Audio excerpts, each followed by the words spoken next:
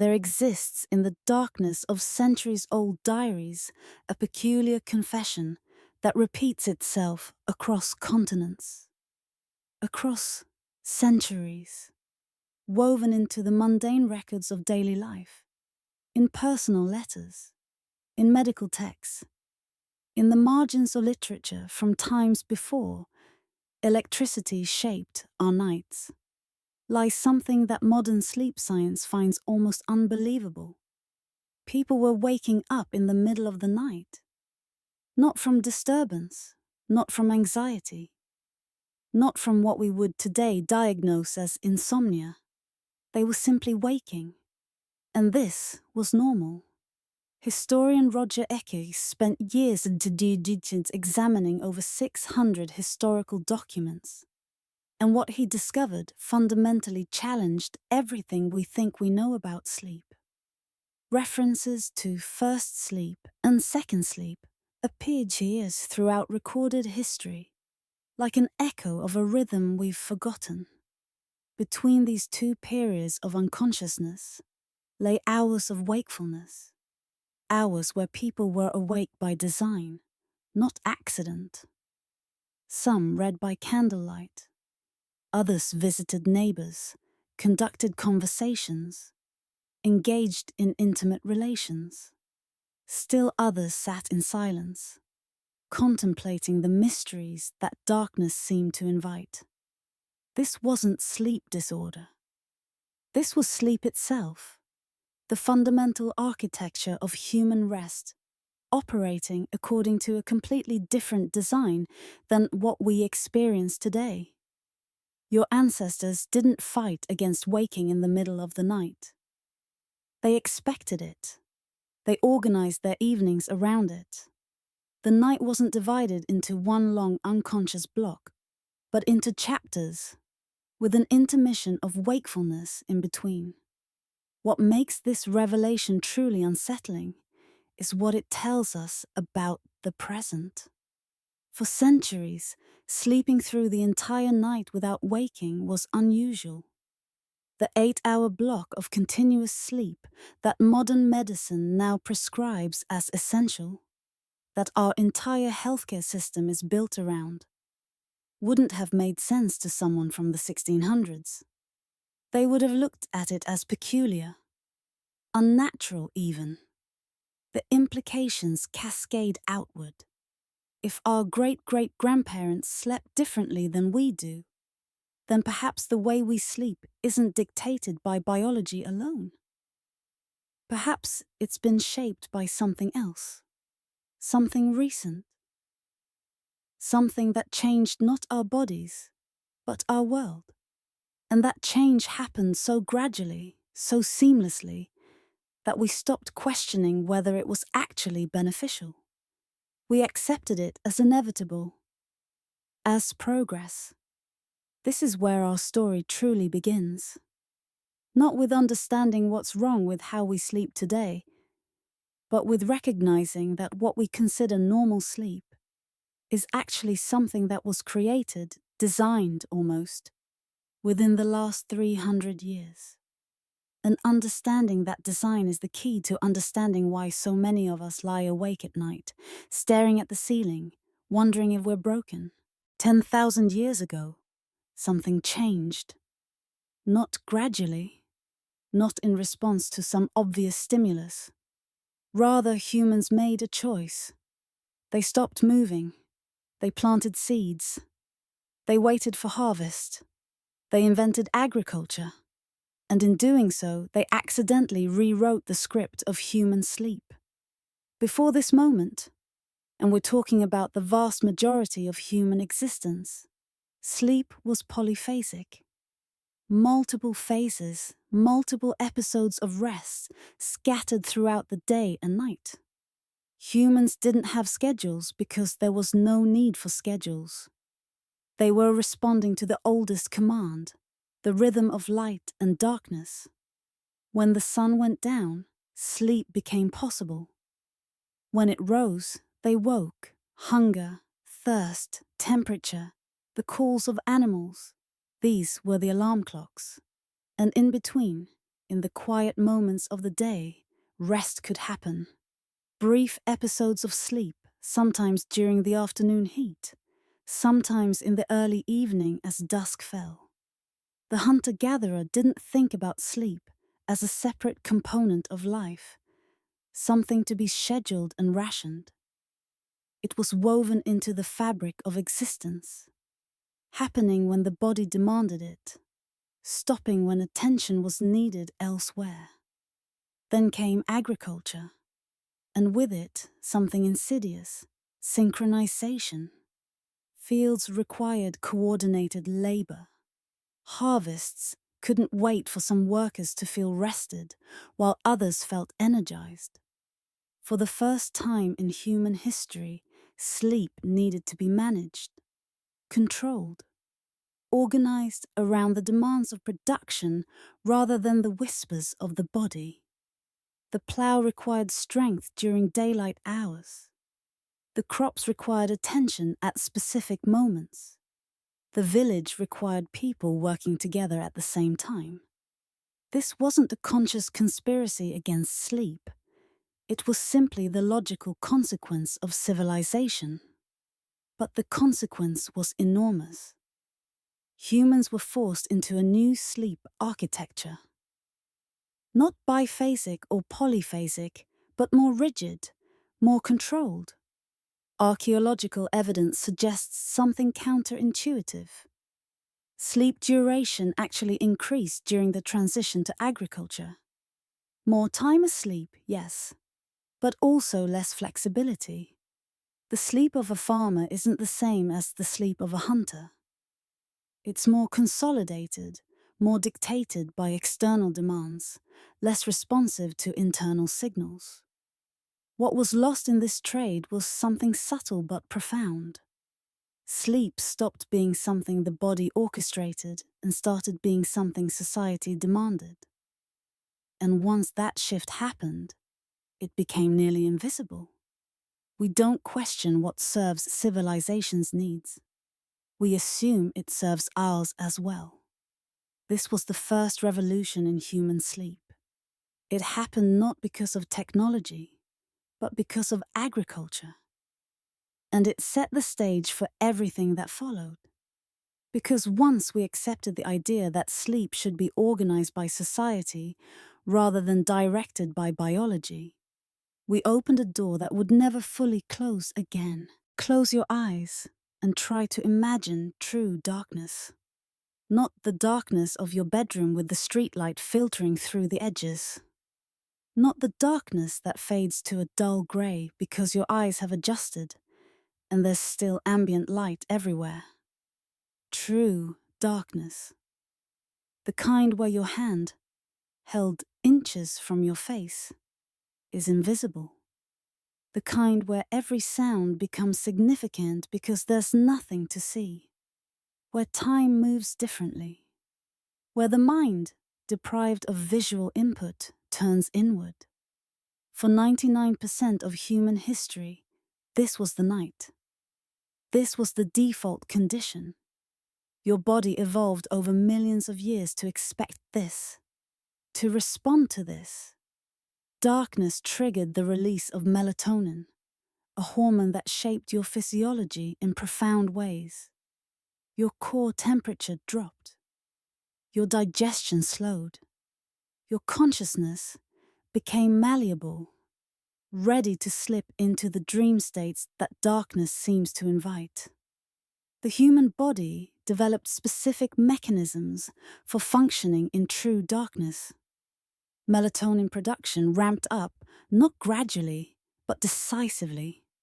Sleep deepened during extended darkness in ways that modern sleep researchers are only now beginning to understand.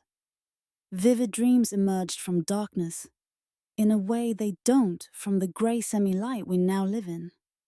There was something about complete darkness, the absence of visual stimulus, that seemed to engage deeper parts of the brain.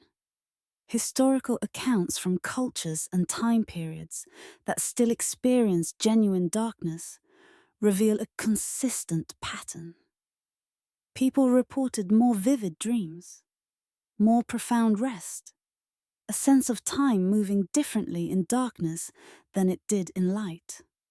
The night felt like a separate realm, almost sacred in its difference from the day. But here's what's important. The modern human body is still built for this. Your genetics, your physiology, your neurochemistry, all of it evolved assuming darkness, assuming that when the sun went down, your world would become truly dark. Your biology still expects this. Your cells still respond to true darkness in ways they were designed to so. We now live in perpetual twilight. Streetlights cast an amber glow through windows. Phones and screens emit their own light. The sky above cities glows from reflected light. Even in the countryside, in rural areas, there's ambient light that earlier humans never experienced. You might think you're in darkness, but you're actually in a dusky grey. Your body knows the difference, even if your conscious mind doesn't register it. This is loss dressed up as progress. We've eliminated darkness in the name of safety and convenience. But we've also eliminated something our bodies desperately needed. Genuine darkness. The kind that shaped our sleep for millennia.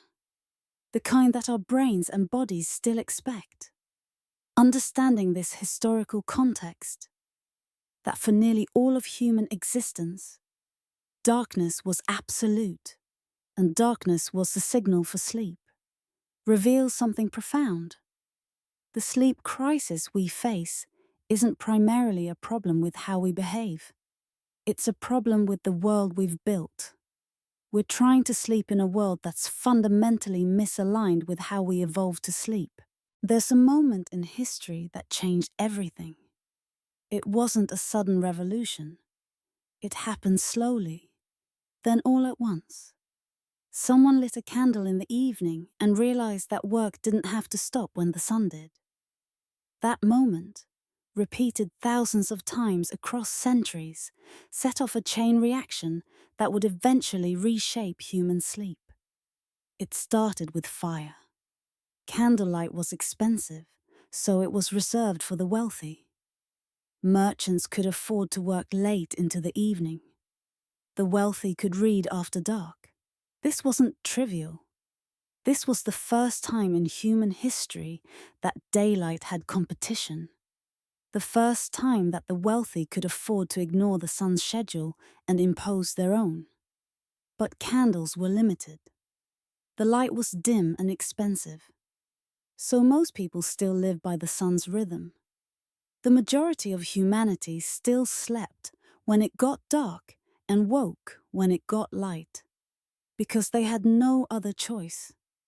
Sleep duration may have decreased slightly among the elite, but for the vast majority, the rhythm remained intact. Then came gaslighting. This was different. This was cheaper than candlelight.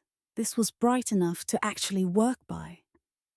Cities began installing gas lamps on streets, transforming public spaces. Factories discovered that gaslighting allowed for shift work. London's streets became navigable after dark for the first time. Gradually, urban life extended into the evening. Nightlife as a concept emerged. If you could navigate the streets safely, you could engage in commerce, entertainment, socializing, all things that had previously belonged exclusively to the day. People of the era recognized something significant was happening. Doctors began noting changes in their patients. Sleep patterns were shifting. Some were sleeping less. Others reported what they called nervousness, a state of mild anxiety that seemed to correlate with this extended work and activity. But they didn't understand the cause. The connection between artificial light and sleep disruption wasn't obvious. Nobody had yet articulated that light was the signal your body used to determine when sleep should happen. The cultural momentum was building. Working late became a sign of dedication. Productivity extended beyond daylight, and this was seen as progress. Civilization advancing, the darkness being pushed back, bringing safety and prosperity. But something crucial was happening that nobody fully grasped. Human sleep was being reorganized. Not because biology had changed, but because the environment had changed. And once an environment changes, people adapt to it. The next generation grows up in this new normal and doesn't even realize it's different. They can't imagine what it was like when darkness meant the inevitable end of the workday. The wealthiest could afford to work late into the evening under gas lamps. But the implications would eventually reach everyone. Because this wasn't just about work. This was about the very structure of time itself. The invisible architecture of when people were supposed to rest had been tampered with, and it would be impossible to restore it to its original state. The tragedy is that nobody at the time understood what was being lost. They saw only what was being gained. Longer days, more time for work, more commerce, more control over the darkness. If anyone had whispered that we were sacrificing something essential to our biology, they would have been dismissed as romantic or backward. Progress doesn't move backward. It only accelerates. In the early 1900s, electricity came to homes. Not to everyone at first. It was a luxury that marked you as wealthy, modern, forward-thinking. And it transformed the most intimate space in the house, the bedroom. For the first time in history, you could have light whenever you wanted it. The bedroom was no longer bound to darkness. You could read in bed. You could work. You could determine when your night ended and your day began, independent of what the sun was doing outside. Historical accounts reveal something fascinating. People were nervous about this, deeply nervous. There were genuine concerns about sleeping with electric lights in the bedroom. Doctors debated whether the heat from the bulbs might cause electrical sickness. Some people were convinced that artificial light at night was unnatural, that it would disturb sleep or cause health problems. The anxiety seems almost comical now, but it reveals something important. People recognized on some intuitive level that this was a significant change. That sleeping under electric light was different from sleeping in darkness. But convenience always wins. The fear faded. Electric lights in bedrooms became normal. And with normalization came a subtle but profound shift. Sleep was no longer something that happened when darkness fell. It became something that could be scheduled, controlled, determined by the individual rather than dictated by the sun. Working hours became divorced from daylight. A wife could work in her home office past dark, while her husband worked at a distant factory under electric lights. The expectation of productivity extended further into the evening. What had been impossible under gas lamps became routine. The 8-hour workday extended beyond 8 hours of daylight, and people simply adapted. Contemporary sleep researchers of this era documented something remarkable. People began reporting that they needed less sleep. This was interpreted as progress. Better nutrition, modern conveniences, advances in medicine. Surely these explained why people could function on 7 or even 6 hours of sleep. What was actually happening was the beginning of chronic sleep deprivation. But nobody recognized it as such. It was interpreted as human evolution. This period also saw the codification of what normal sleep should look like. The ideal of 8 hours of continuous sleep became medical gospel. It wasn't because research had shown this was optimal for humans. It was because researchers, studying people already living with electric light and artificial schedules, observed that this was what people were sleeping. They then determined this must be what people needed. They took a pattern that was already culturally and technologically imposed and transformed it into a biological requirement. The cruel irony is that those 8 hours became a tyranny. If you slept 9 hours, you were lazy. If you woke in the middle of the night, which many people still did, their biology not yet fully adapted, you had insomnia. The standard had been set. Everything that deviated from it was pathological. The electric bedroom didn't just change when sleep happened. It changed what was considered normal sleep. And once a standard is established, enforced through medical authority and cultural expectation, it becomes nearly impossible to question. People began trying to fit themselves into this standardized box. And most of us are still trying. In the middle of the 20th century, something crucial happened. Sleep became a science. Researchers began studying it rigorously, using machines that measured brainwaves, monitoring people throughout the night in laboratories. They established what a healthy sleep pattern should look like. REM sleep, non-REM sleep, sleep cycles, stages. They developed a model of optimal sleep that was presented as universally true. Here's the critical part. Every person in these sleep studies was already living in a world of electric light and standardized schedules.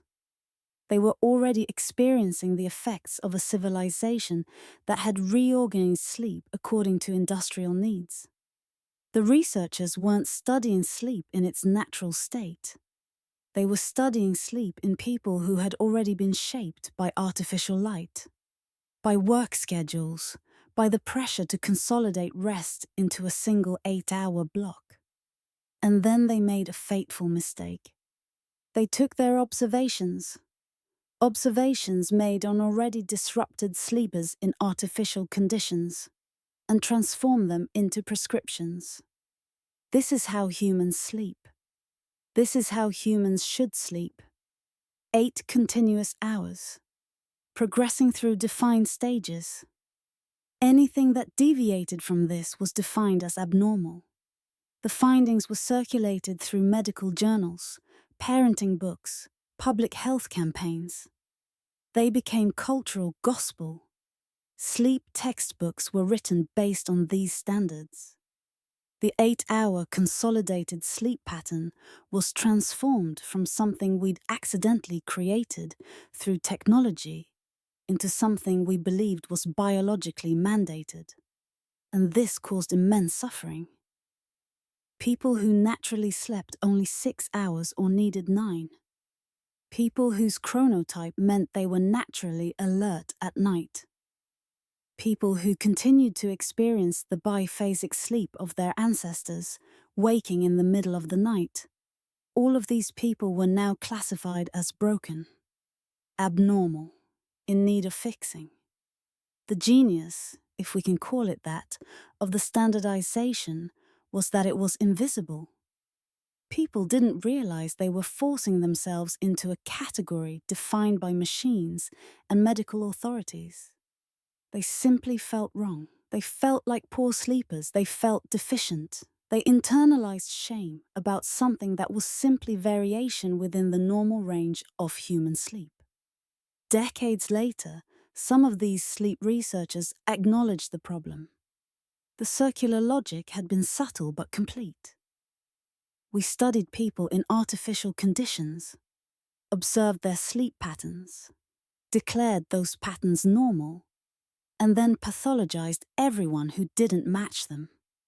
We'd created a self-fulfilling prophecy. And millions of people had been suffering under the weight of a standard that was never actually universal. What's particularly dark about this is the timing. Just as electric light was beginning to genuinely disrupt sleep for the entire population, we developed a medical framework that pathologized the body's attempts to adapt.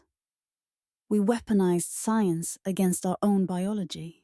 The 20th century didn't just give us control over sleep, it accelerated everything. The pace of life became relentless. Industrialization created factories that operated around the clock. The railroad standardized time, divorcing human schedules from local sun rhythms. The telephone meant work could follow you beyond office hours. The car meant commutes that devoured hours of the day. Each innovation was presented as liberating, as giving us more time. But each one consumed time instead. Time that we tried to recover by sleeping less.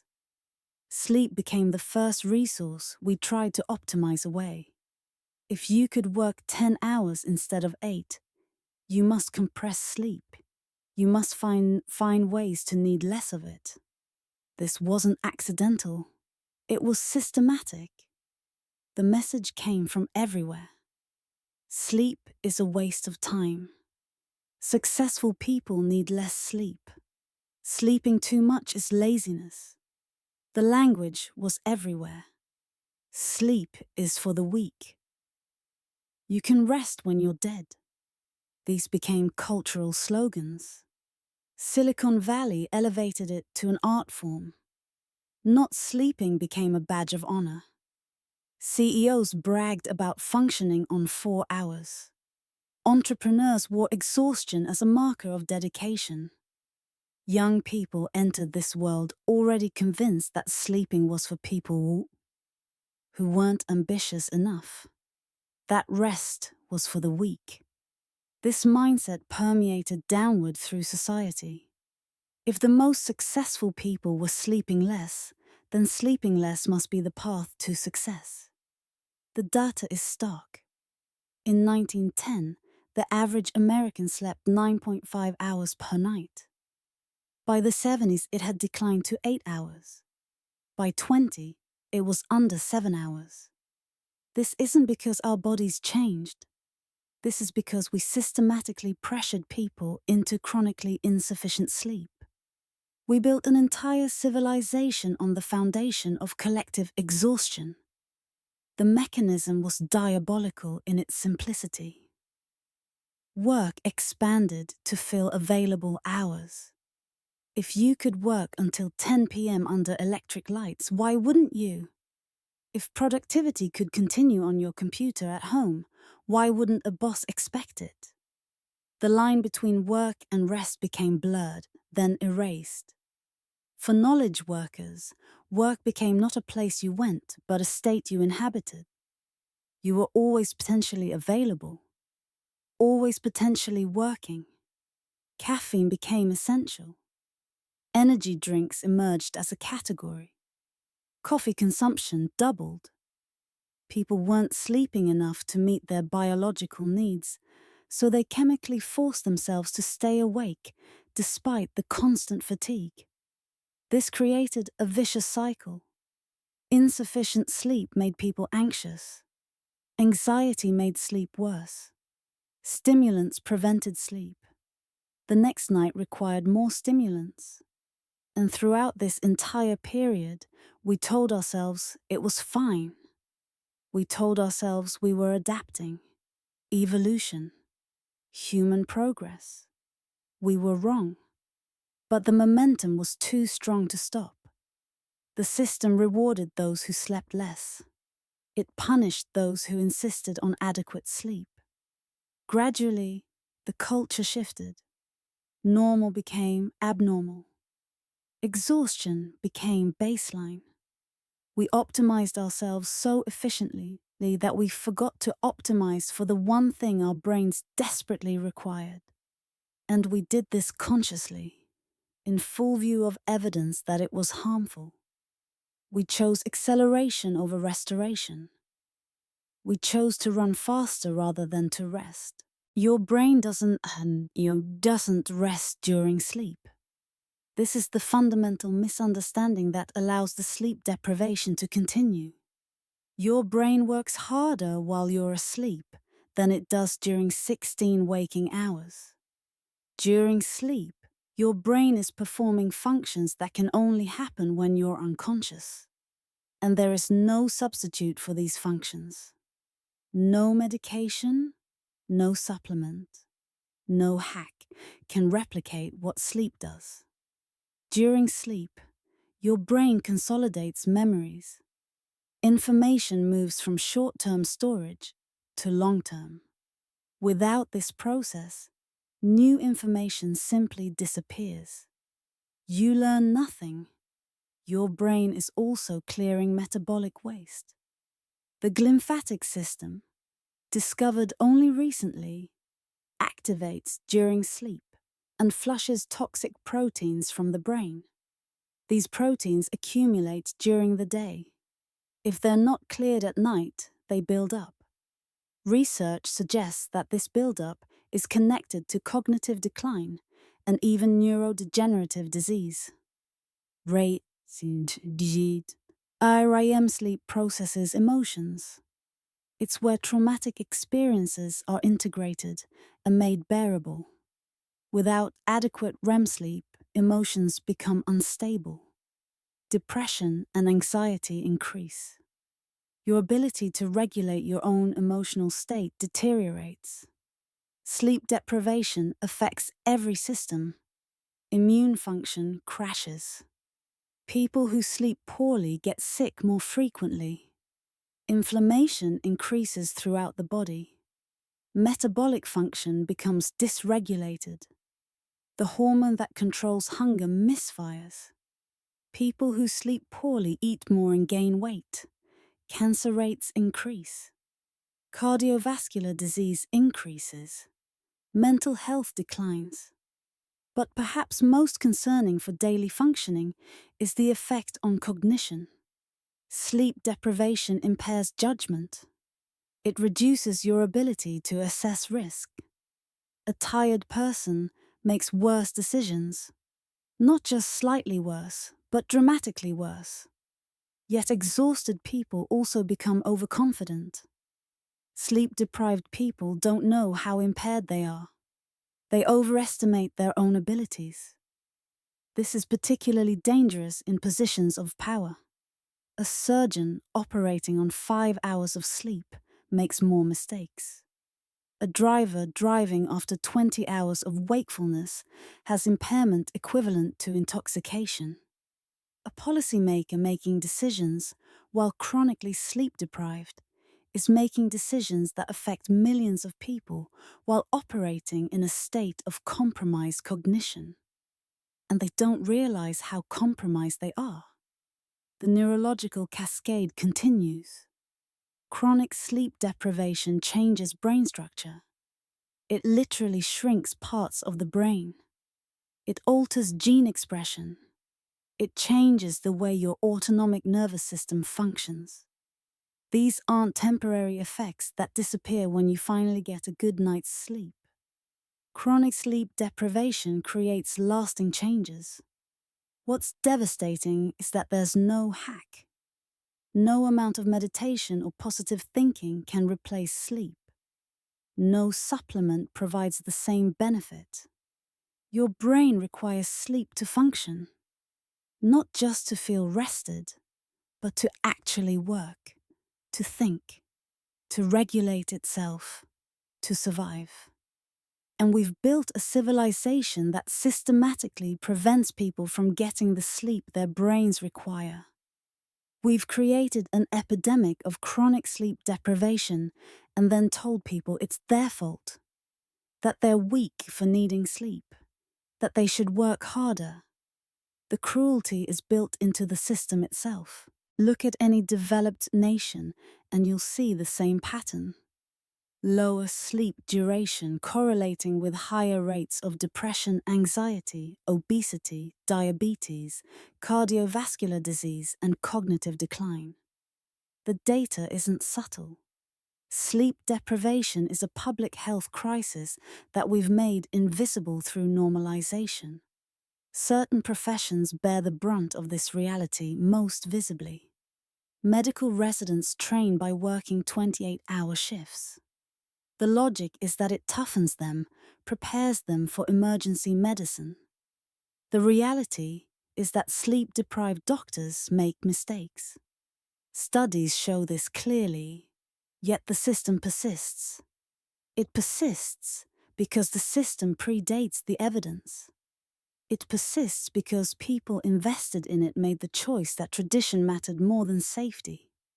Shift workers, healthcare workers, factory workers, transportation workers operate in a state of perpetual circadian misalignment. Their bodies are screaming that they should be asleep when they're forced to work, and forced to sleep when they should be awake. The health consequences are severe. Cancer rates among shift workers are elevated. Mental health problems are endemic. They're essentially running a countrywide experiment in what happens when you chronically violate human biology. And yet the system continues to optimize for productivity rather than for human well-being. There's an assumption that longer hours produce more output. The evidence suggests the opposite. Tired workers make more errors. They have more accidents. They're less creative. Tired workers spend more time at work accomplishing less. Yet the cultural narrative persists. Work longer, sleep less, push harder. There's a paradox at the heart of sleep deprivation culture. We've convinced ourselves that losing sleep increases productivity. But the evidence is overwhelming that it decreases it. A society of well-rested people would be more productive, more creative, more innovative, less prone to accidents, less likely to develop chronic disease, happier, more emotionally stable. And yet we continue to structure things the opposite way. This is the world running on empty, functioning, but barely, operating with the emergency brake on. Most people are exhausted. They're running on caffeine and stress hormones. They're making worse decisions than they would if they were rested. They're getting sick more frequently. They're aging faster. They're more anxious and depressed. And we've normalized all of this so thoroughly that people no longer notice. They assume this is just what life is. But it isn't. We chose this. In thousands of small decisions, we chose productivity over restoration. We chose to push people harder rather than to let them rest. And now we're living in a civilization of the exhausted, wondering why everything feels harder than it should. In southern Spain, in parts of Italy and Greece, in pockets of Latin America and the Middle East, something persists that the modern world has largely abandoned. The siesta. And it's not the lazy afternoon nap that Americans joke about. It's a deliberate reorganization of the day around human biology rather than industrial demands. The traditional siesta isn't one person napping while the world continues. It's a built-in pause in the day's rhythm. In the hottest part of the afternoon, when circadian dips naturally occur, people sleep for 2 or 3 hours.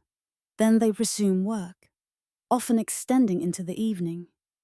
This creates a biphasic work pattern that counterintuitively is more productive than the consolidated 8-hour day that America imposed on the world. Research on siesta cultures is consistent. Workers maintain better health outcomes, lower stress, and higher productivity. But there's more. The productivity isn't despite the rest. It's because of it. The siesta isn't a loss of productive time. It's a reorganization that actually generates more genuine output because the workers are better rested, better able to focus, better able to make decisions. Yet the siesta has been disappearing. globalization has imposed the American work model, the 8-hour day, the single consolidated sleep period, on countries that had developed a different, arguably superior system. This happened through economic pressure. If you want to trade with America, if you want to compete in global markets, you need to align your schedules. You need to synchronize your workday with countries operating on different time zones. The siesta became an obstacle to economic integration. But some places are rediscovering it. And not because of cultural nostalgia, because research shows it works. Companies in Spain and Italy are experimenting with siesta schedules, not for cultural reasons, but because they're measuring productivity and finding that it improves. Beyond the Mediterranean, other cultures developed alternative sleep patterns. In parts of Africa, biphasic sleep persists. In Japan, the concept of inemori, the polite napping at work, is culturally accepted in ways it never became in the West. In equatorial regions, where the climate naturally favors polyphasic sleep, alternative sleep patterns developed and persisted until globalization pressured them away. The fascinating discovery is that these alternatives align with what modern chronobiology is revealing about human sleep needs. There isn't one right way to sleep, but there are principles that matter. Sufficient total sleep duration, adequate time for different sleep stages, alignment between the sleep schedule and the person's natural chronotype. When you allow people to follow their own rhythms, when you permit variation rather than enforcing standardization, what emerges is diversity. Some people naturally organize themselves around biphasic sleep. Others thrive on polyphasic patterns. Some genuinely need more sleep. Others genuinely need less.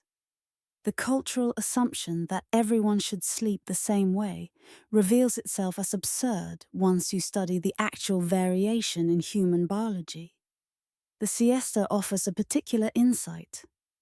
It recognizes that humans have natural energy dips during the day. Our circadian rhythms don't peak in the afternoon. We have a dip. Fighting this dip, trying to maintain productivity through the afternoon slump, requires stimulants and willpower. Surrendering to it, allowing a rest period, works with biology rather than against it. This is the revolutionary insight that cultures practicing siesta have held all along. Work with your body's natural rhythms, and everything becomes easier.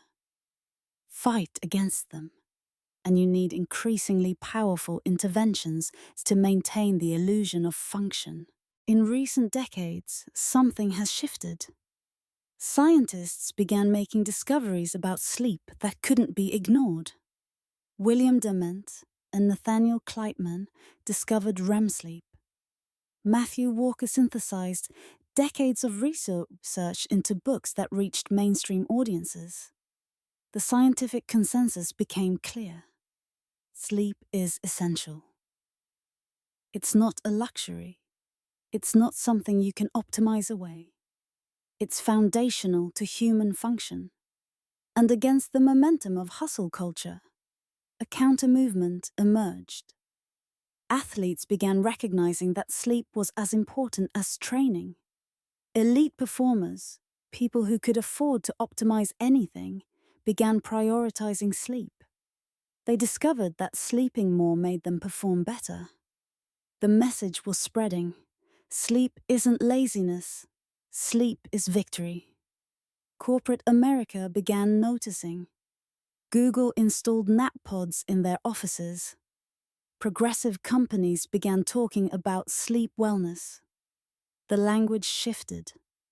Sleep wasn't something to feel guilty about.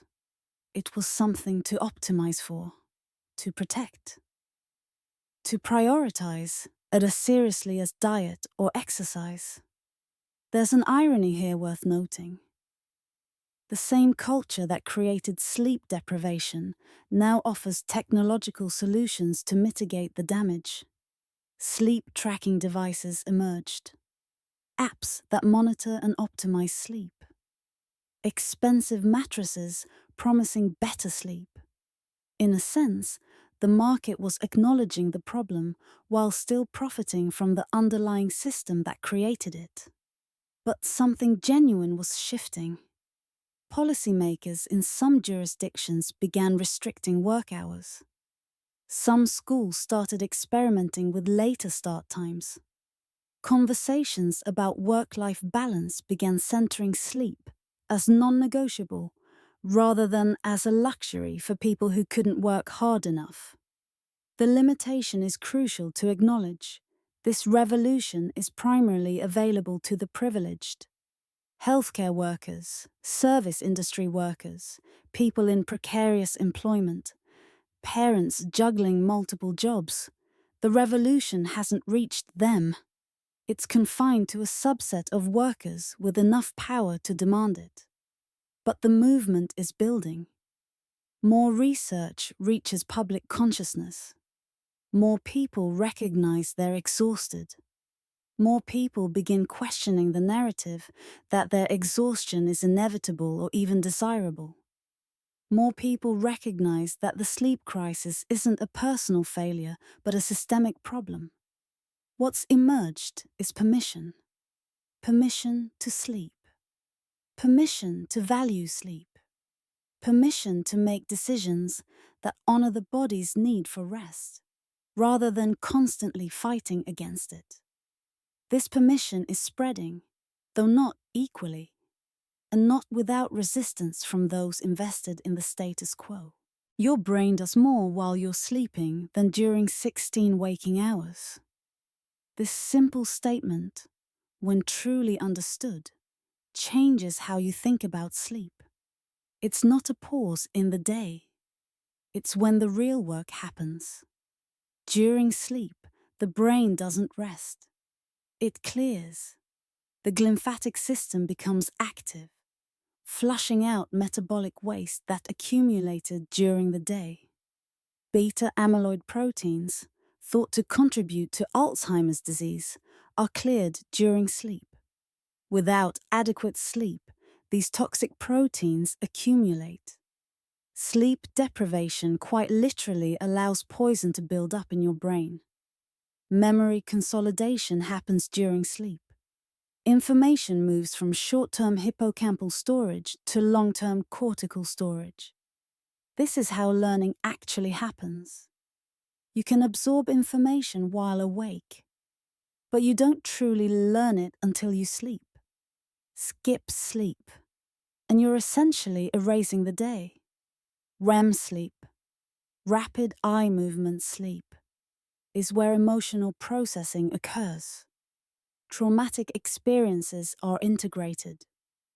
Without adequate REM sleep, trauma remains raw, unprocessed. The brain can't move on. Depression and anxiety become more likely without adequate REM sleep. Different sleep stages serve different functions, and they can't be replaced with anything else. A sleeping pill that knocks you unconscious isn't providing the same benefit as natural sleep. It's producing unconsciousness, which is not the same thing. Your brain performs specific functions during natural sleep that don't happen when you're medicated. Recent research on individual variation is reshaping how we understand sleep. Some people are genuinely morning people. Their circadian rhythm peaks early, forcing them to wake at 6 a.m. is pointless because they're already in their peak cognitive state. Others are night people. Their brains don't fully wake until afternoon. The current time-standardized world punishes them for something that's entirely genetic. The research validates what alternative sleep cultures understood. There isn't one right way to sleep, but there are principles. Sufficient total duration matters. quality of sleep stages matters. Alignment between the person's natural chronotype and their schedule matters. When these principles are honored, sleep happens. When they're violated, sleep becomes a struggle. The empowering message is this: understanding sleep science doesn't mean accepting the current dysfunctional system. It means recognizing that the system needs to change to accommodate human biology. Your body isn't broken because it can't sleep in conditions that oppose everything it evolved to expect. The conditions are broken, and they can be changed. In 2007, smartphones basically didn't exist. Teenagers carried phones, but you used them to call people and send text messages. That was it.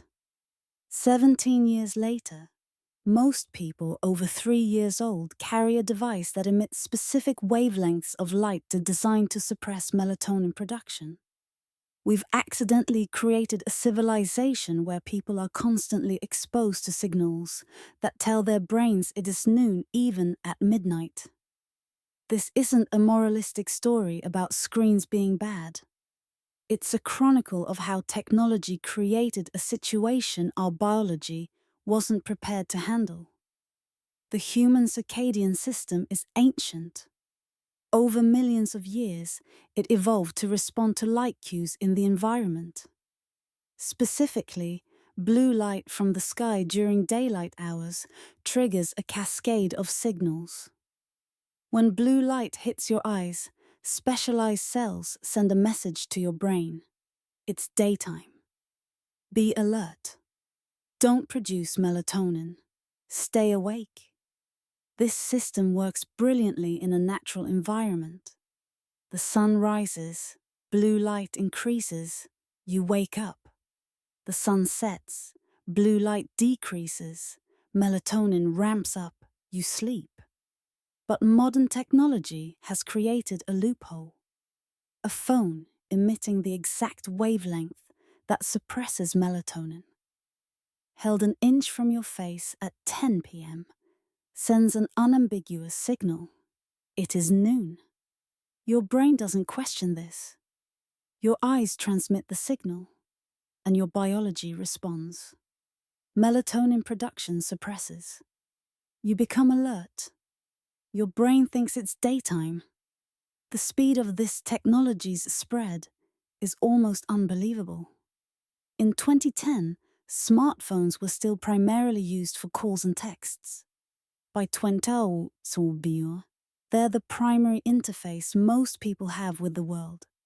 A technology that didn't exist in any significant form just over a decade ago is now universally present, and it's suppressing sleep hormones in billions of people every single night. But it's not just the light itself. The notifications create low-level alertness. A single notification can trigger a stress response. Hundreds of notifications throughout the day train your nervous system to be in a constant state of mild alert. By evening, even if you turn off your phone, your nervous system is still somewhat activated. And the content is engineered to be maximally engaging, which is to say, maximally anxiety-producing. Social media algorithms are designed to trigger engagement. Engagement means emotional activation. Anger, anxiety, fear, even curiosity, all of these keep you scrolling. All of these activate your nervous system. You're supposed to sleep after spending an hour on social media, but your nervous system is still in activation mode. The cruel irony is that people know this is a problem. Surveys show that most people recognize screens interfere with sleep. Yet they continue using them because the alternatives feel impossible. If you don't check your phone, you might miss something important. Work emails might require immediate attention. Social connections depend on responsiveness. The device that's suppressing your sleep is simultaneously the tool you believe you need to function in the modern world.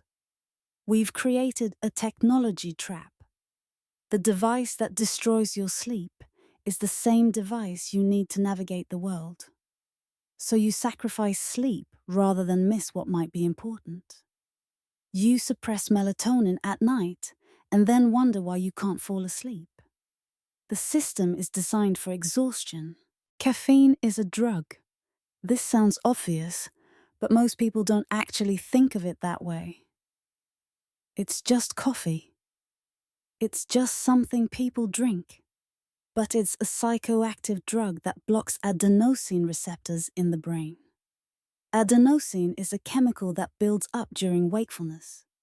When adenosine accumulates, it signals the brain that sleep is needed. Caffeine prevents the brain from receiving this signal. For decades, coffee and tea were occasional luxuries. Now they're essential. The average person consumes caffeine daily. Not just caffeine, but increasingly large doses. Energy drinks emerged as a category. Shots of concentrated caffeine, pills with stimulant compounds, caffeine in sodas and chocolate, even in some pain medications. The modern person is in constant chemical contact with substances designed to keep them awake. The pharmacology is relentless. Caffeine has a half-life of about 5 hours. That means if you drink coffee at 2 p.m., half of it is still in your system at 7 p.m. A quarter is still present at midnight. Even at 5 a.m., traces remain. Caffeine accumulates in your system. Day after day of caffeine consumption means you're never fully free of it. Your body adapts, tolerance increases, and you need more to achieve the same effect. This creates the perfect trap. You sleep poorly because insufficient sleep leaves you tired. Tired, you drink caffeine to function. The caffeine prevents sleep the next night. You become more tired. You drink more caffeine. Eventually, you need stimulants just to feel normal. You're chemically held at a baseline of functional exhaustion. Then there's the other side of the equation, the pills and supplements people take to force sleep. Prescription sedatives, over-the-counter sleeping aids, melatonin supplements, alcohol as a sleep tool. None of these provide the same restorative benefit as natural sleep. Prescription sleeping medications knock you unconscious, but they don't replicate the precise architecture of natural sleep. Your brain still needs to perform the functions that happen during specific sleep stages. A sedative skips this. You wake up feeling not rested but drowsy. Dependencies form. The longer you use them, the less effective they become. Melatonin supplements work for some people, but they're not a solution. Taking exogenous melatonin can disrupt your body's natural melatonin production. Use it chronically, and your body can stop producing its own. You've outsourced a crucial biological function to a supplement. Alcohol is particularly insidious. It does help people fall asleep initially, but it destroys sleep quality. It suppresses REM sleep. You sleep but don't actually rest, and tolerance develops rapidly. The alcohol dose that helps you sleep 1 month becomes insufficient the next. Dependence forms. The system has created a perfect cycle of chemical dependency. You need stimulants to stay awake during insufficiently rested days. You need sedatives to fall asleep. You're chemically maintained in a state of dysregulation, tension, all while believing this is normal adult life. Your body is on a schedule that your calendar doesn't respect. This is the fundamental crisis that nobody talks about.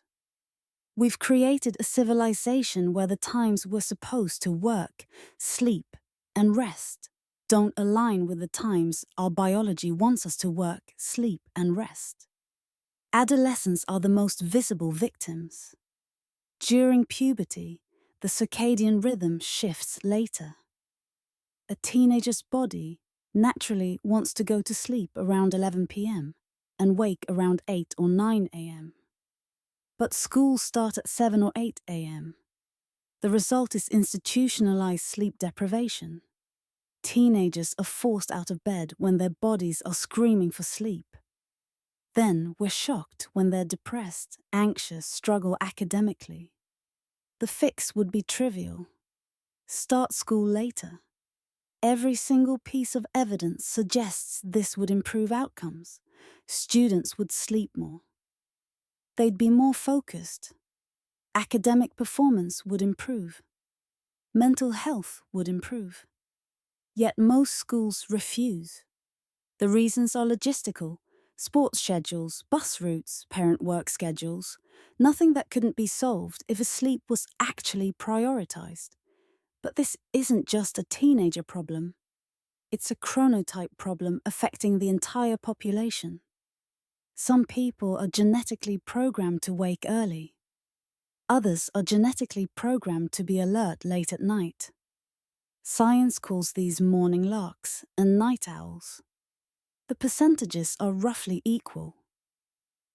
Half the population are natural late risers, and yet we force everyone into the same schedule.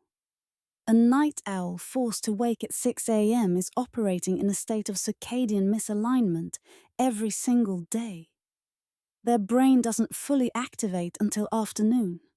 They're essentially jet-lagged within their own time zone. The biological stress of this is immense.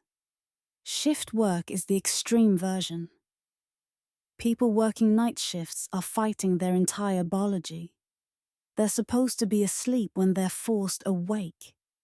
They're supposed to be awake when they're forced to sleep. The health consequences are severe. Shift workers have elevated rates of cancer, cardiovascular disease, metabolic disorders, and mental health problems. But shift work is just an extreme example of something all of us experience to some degree. We're all living under electric lights in scheduled time. All of us are experiencing some degree of circadian misalignment. Doctors call it social jet lag. You're never quite fully adjusted. Your body maintains a schedule that doesn't match the schedule society demands. The cruel part is that we blame individuals for this. We suggest that people should be able to adjust, that discipline and willpower should overcome biology. But you can't discipline your way out of a circadian mismatch. You can't willpower your way into being alert when your biology demands sleep. The system is designed for misalignment. And we punish people for not successfully adapting to something that was never meant to be adapted to. Sleep deprivation isn't equally distributed across the population. It follows the same lines as every other health disparity in modern society. Class, race, geography, occupation, all of these determine who sleeps and who stays awake. Wealthy people have better sleep, not because their bodies are different, but because they have resources and control. They can afford homes in quiet neighborhoods. They can afford flexible work schedules. If they need to sleep, they can. They're not working 3 jobs. They're not caring for children alone while maintaining full-time employment. They're not living in neighborhoods with constant noise and light pollution. Conversely, workers in precarious employment sleep worse. They work according to schedules they don't control. They might work a morning shift one week and a night shift the next. They can't accumulate sleep debt and recover. They can't establish any rhythmic stability. Healthcare workers in understaffed hospitals work double shifts, their bodies cycling between opposite demands. Garment factory workers in developing countries work piece rate systems that incentivize overwork. The more hours worked, the more earned, regardless of the sleep consequences. Caregivers, still disproportionately women, fragment their sleep around the needs of others. A parent of an infant can't establish any sleep rhythm. They're constantly interrupted. This pattern continues through childhood. Many mothers continue fragmenting their sleep around children's needs well into the children's teenage years. The biological cost of years of fragmented sleep is substantial. Then there's the racial component, which persists even when controlling for income and education. Black Americans sleep less and have worse sleep quality than white Americans. The research is clear. This isn't because of biological difference. It's because of the stress of living in a racist society. The vigilance required to navigate a world that views you as threatening. The discrimination in housing that concentrates Black Americans in neighborhoods with more light and noise pollution. The discrimination in hiring that limits access to flexible jobs that would allow for better sleep. Geographic location matters too. People living near highways, airports, railroads experience chronic noise pollution. This disrupts sleep. Lower income neighborhoods are more likely to be located near these sources of noise. There's also light pollution, which is worse in the lower income areas, despite being less economically justified. People experiencing homelessness can't sleep safely. They are unable to find places where they can fully relax into sleep. The constant vigilance required to maintain safety prevents the complete surrender to sleep that the body needs. The cruel irony is that those who can least afford sleep loss are forced to sleep least. A wealthy person can get sick and take time off work to rest. A poor person getting sick can't afford not to work. The sleep-deprived person is more likely to get sick and less able to recover. This isn't just an issue of individual choice or personal failing. This is a structural feature of modern civilization. Sleep has become a luxury good. It's available to those with resources and unavailable to those without. And the distribution of sleep roughly correlates with the distribution of privilege. The global economy loses trillions of dollars annually due to sleep deprivation. This isn't speculative. This is measurable. This is economic fact. Lost productivity, increased healthcare costs, disability, shortened lifespans, accidents. The economic impact is staggering. Drowsy driving alone causes hundreds of thousands of accidents annually. The economic cost in property damage, medical care, lost life, it's incalculable. Workplace accidents from fatigue are similar. People making mistakes because they're tired. Workers injuring themselves because attention is compromised. The cost is absorbed by healthcare systems and by the workers and their families. But productivity loss is even more significant. Sleep-deprived workers show up but don't function optimally. This is called presenteeism. They're physically present but cognitively impaired. They make more mistakes. They take longer to complete tasks. They're less creative, less innovative. They have worse interpersonal skills. A tired workforce is substantially less productive than a rested workforce. Yet business culture has continued to reward those who sleep less. The assumption is that more hours at work equals more productivity. The evidence suggests, and evidence suggests the opposite. A well-rested worker who works 8 focused hours accomplishes more than an exhausted worker who works 12 unfocused hours. Sleep deprivation also contributes to chronic disease. Obesity, diabetes, cardiovascular disease, cancer. These conditions result in enormous healthcare costs, medications, treatments, lost work time. shortened lifespans. The healthcare system is bearing the cost of sleep deprivation through treating preventable diseases caused by lack of sleep. The paradox is that sleeping more would be economically beneficial. Studies suggest that investing in better sleep through systemic changes, shorter work weeks, later school start times, better work schedules, would pay for itself many times over through increased productivity and decreased healthcare costs. The calculation is straightforward. Sleep is the best investment a society can make in its human capital. Yet the system continues to sacrifice sleep for the illusion of productivity. This isn't rational. It's a cultural choice. We've decided that the appearance of working hard matters more than actual results. That being visibly exhausted is more impressive than being visibly rested and productive. The question economists should be asking is, why are we destroying trillions of dollars of economic value by refusing to let people sleep? The answer reveals the core dysfunction. We're not actually optimizing for economic productivity. We're optimizing for cultural signaling, for the appearance of devotion, for proving commitment through exhaustion. In March 20, something unprecedented happened. The machines stopped. The global economy largely shut down. Offices closed. Commutes disappeared. Travel ceased.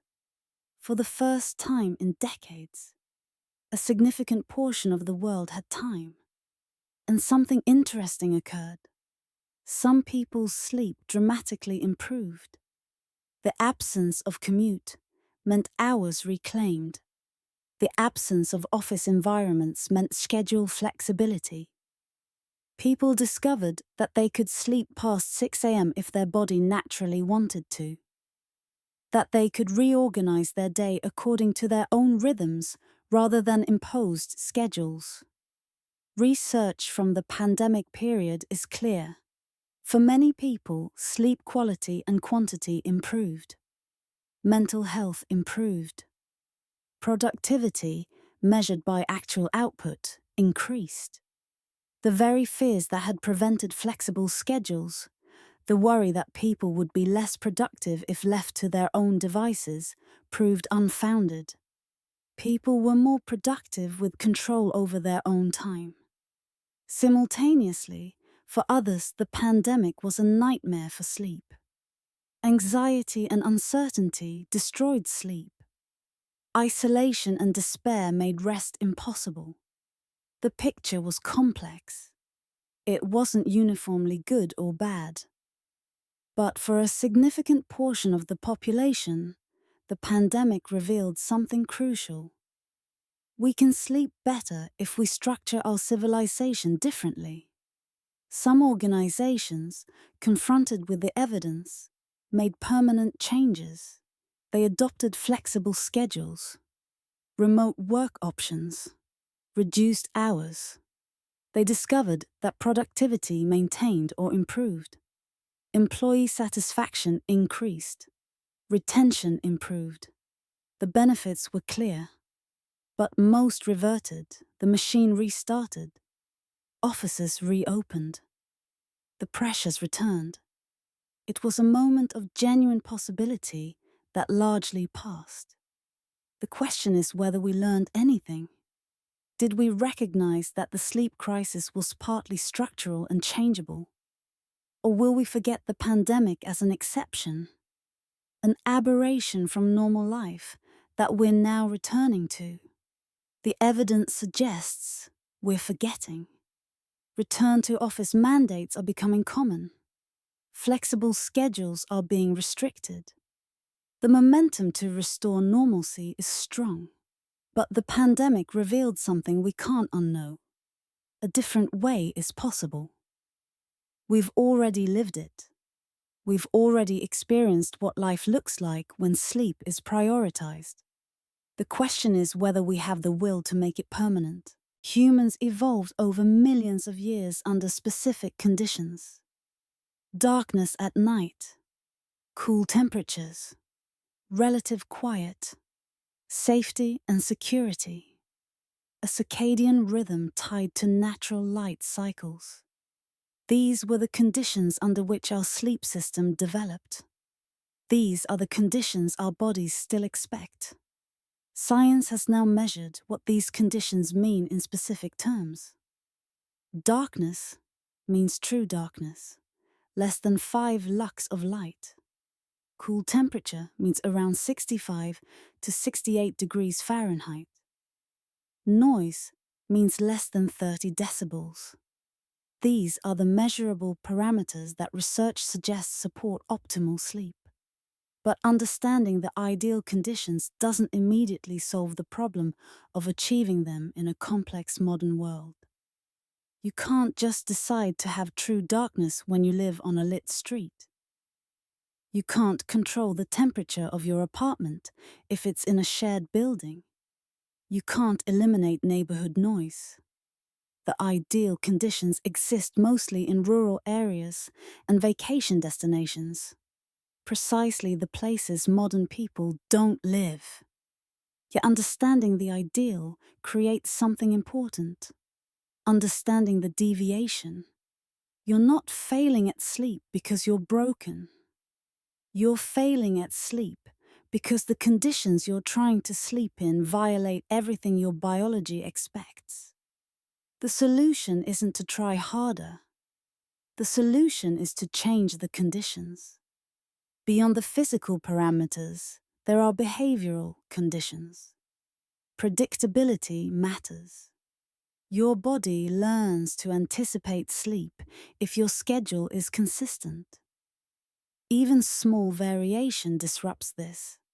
Sleeping at 10 p.m. on weekdays and midnight on weekends is enough to disrupt the circadian rhythm. Your body needs to know when sleep is coming. Freedom from urgent demands matters. You can't fully rest if some part of your attention is monitoring for a crisis. This is why people sleep poorly if they're worried about a child, or if they're on call for work. The threat of interruption prevents full surrender to sleep. Recovery periods matter. After intense activity or stress, the body needs time to normalize. If you're under constant stress, constantly active, your nervous system never fully settles. You can try to sleep, but your body is still activated. It's still perceiving threat.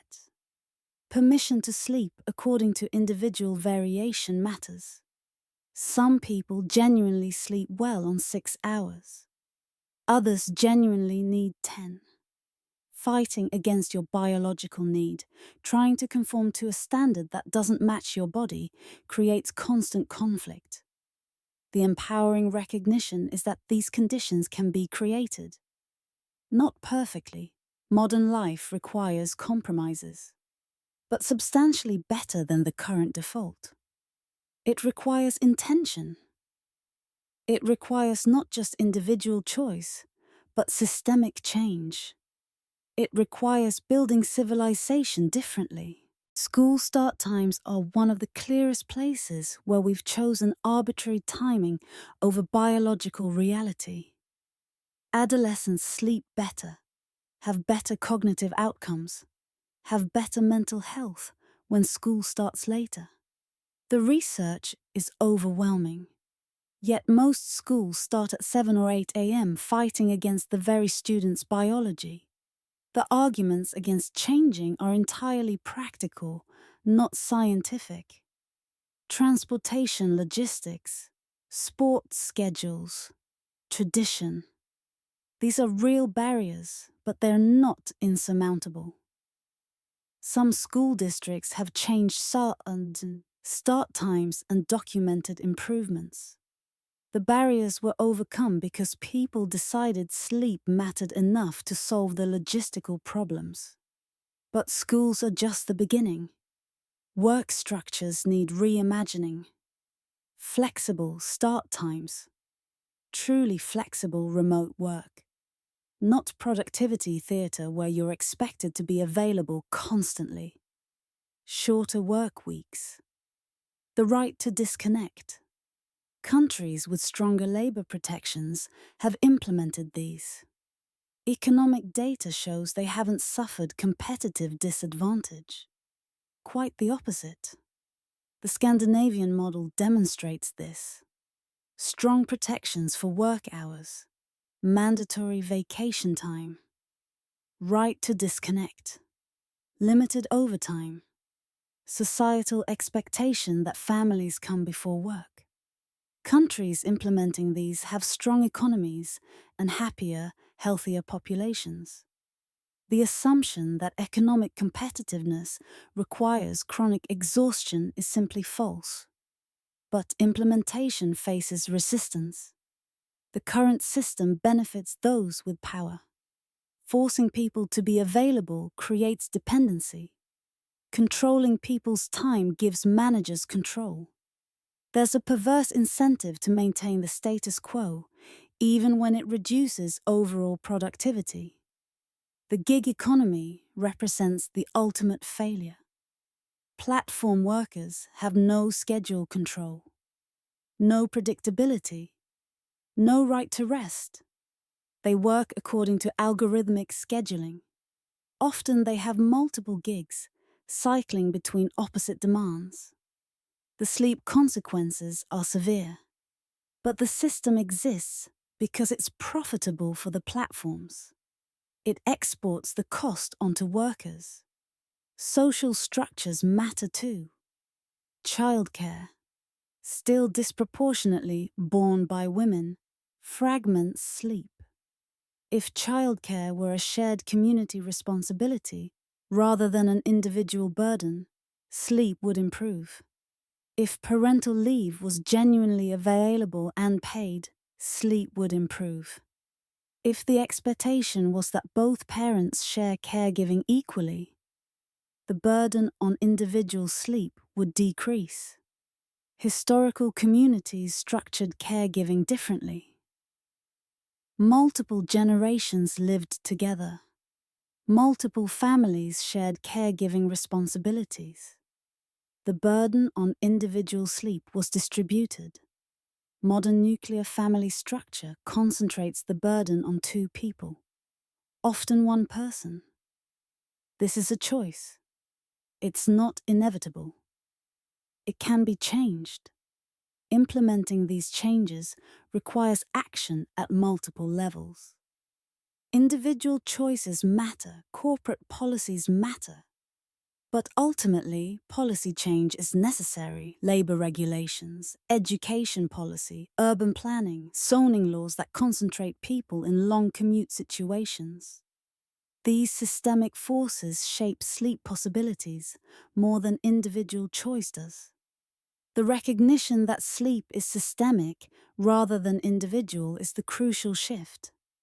You can't meditate your way into better sleep if you're working shifts that oppose your biology. You can't optimize your bedroom if you're commuting 3 hours daily. You can't sleep when anxiety-producing work demands follow you everywhere. Individual strategies help, but they're insufficient without systemic change. Sleep has become moralized in a way it wasn't historically. Sleeping well is virtuous. Sleeping too much is laziness. Sleeping poorly is personal failure. These judgments have no scientific basis. They're cultural artifacts, and they're causing immense suffering. People feel guilty about sleeping. They feel like they're being selfish or weak. They view sleep as time stolen from productivity, rather than as essential to functioning. They internalize shame about needing rest. This psychological barrier persists even when circumstances allow for better sleep. You can have the freedom to sleep, but if you believe you shouldn't, you'll torture yourself into wakefulness. The cultural messages start earlier. You can sleep when you're dead. Success stories about CEOs sleeping 4 hours. Social media glorifying exhaustion. Young people entering the workforce already convinced that sleeping is for people not ambitious enough. This narrative is incredibly powerful, but it's not universal. Cultures exist where rest is valued, where taking time for sleep is understood as wisdom rather than weakness, where a person who's rested is seen as more capable than a person who's exhausted. The narrative can be different. The culture can be different. Changing the narrative requires models, high performers who openly value sleep. Research showing that sleep is competitive advantage rather than competitive disadvantage. Organizational cultures that genuinely protect sleep rather than paying lip service while demanding constant availability. Some of this is already happening. Wellness movements, sabbatical culture, slow living philosophies. These represent cultural pushback against the relentless productivity narrative.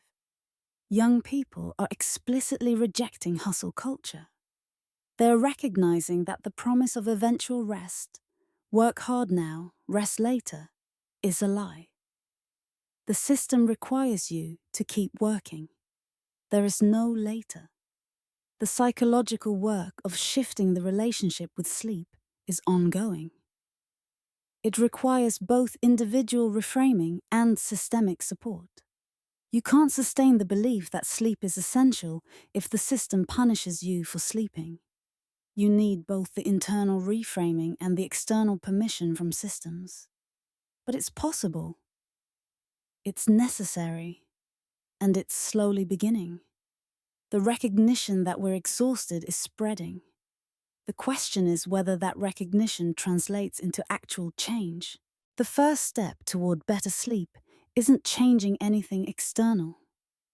It's understanding yourself, understanding your own chronotype. Whether you're naturally an early riser or a late sleeper, understanding how much sleep your particular body needs, understanding how you respond to light, caffeine, exercise, and other factors. Chronotypes are largely genetic. You can't change whether you're a morning person or a night person through willpower. Some people's brains genuinely reach peak function at 5 a.m. Others don't wake until 10 a.m. Both are normal. Both are genetic. Fighting your chronotype creates constant stress. Your biology is telling you when you're supposed to be awake, and you're fighting it. Sleep need varies more than people realize. The standard advice is 7 to 9 hours. But this is a range, not the prescription. Some people genuinely function optimally on 6 hours. Others genuinely need 10. Your body knows what it needs. The question is whether you're listening to it. One way to discover this is to observe yourself during times of freedom. Take a vacation week. Don't set an alarm. Notice when you naturally wake. How many hours pass between sleep onset and waking? Repeat this several times, looking for patterns. What emerges is your natural sleep need and your natural wake time. Sleep debt also matters. If you've been chronically sleep deprived, your body's natural sleep duration will be inflated for a while. It's recovering debt. This takes weeks, sometimes months. Only after you've eliminated sleep debt can you accurately assess what your true sleep need is. Understanding your response to different factors is equally important. Some people are extremely sensitive to caffeine. Others can drink coffee at 6 p.m. and sleep normally. Some people find exercise helps sleep. Others find vigorous exercise too activating. These are individual. There's no universal rule. Only observation and experimentation reveals what works for your particular physiology. The psychological aspect is crucial too. Many people have internalized beliefs about themselves as poor sleepers. I'm an insomniac. I've never been able to sleep well yet. These self-concepts become self-fulfilling prophecies. If you believe you're a bad sleeper, you approach sleep anxiously. Anxiety prevents sleep. You fail to sleep, confirming your belief. Breaking this requires both observation and reframing. Notice when sleep actually happens. Notice the nights when you sleep well. Look for patterns. Often you'll discover that you're not actually bad at sleeping. You're sleeping fine some nights and catastrophizing on the nights you don't. The goal isn't perfect sleep every night. The goal is understanding your baseline, understanding your patterns, and working with them rather than against them. Understanding that you're not broken. You're just adapting to a system that fights against your biology. Your sleep environment is the first lever you can control. Darkness is the most important. True darkness. Blackout curtains. Light-blocking blinds. Eliminate any light sources. Phone screens, LED lights, street lights, whatever. If you can't make the room completely dark, a sleep mask works. Temperature matters. The ideal is around 65 to 68 degrees Fahrenheit, but this varies by person. Most people sleep better slightly cool than slightly warm. Experiment. Layer bedding so you can adjust without getting up. Sound matters. Some people need silence. Others sleep better with white noise. A fan, a white noise machine, earplugs if necessary. If you're in a noisy environment, you need some solution. Chronic noise disrupts sleep even if you don't consciously wake. Your bedroom should be reserved for sleep and sex. Not for work, not for screens, not for stress. If you work in your bedroom, it becomes psychologically linked to work. Your nervous system doesn't relax when you try to sleep, because you're surrounded by work cues. Beyond the environment, behavioral strategies matter. Consistent sleep schedules.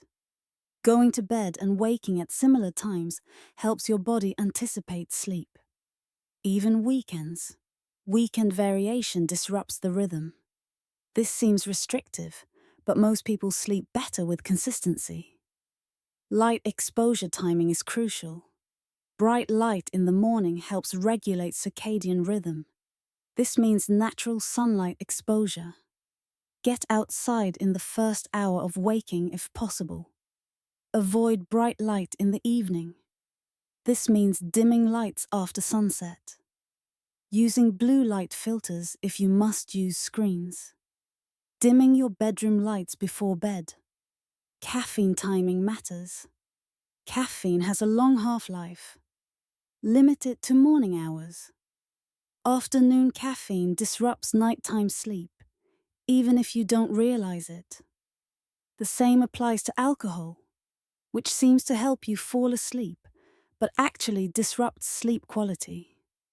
Exercise helps sleep, but timing matters. Morning or early afternoon exercise is helpful. Vigorous evening exercise can be too activating. Wind-down routines signal sleep to your body, reading, meditation, stretching, activities that are calming without being stimulating. Screen management is crucial. The blue light from screens suppresses melatonin. The content is often stimulating.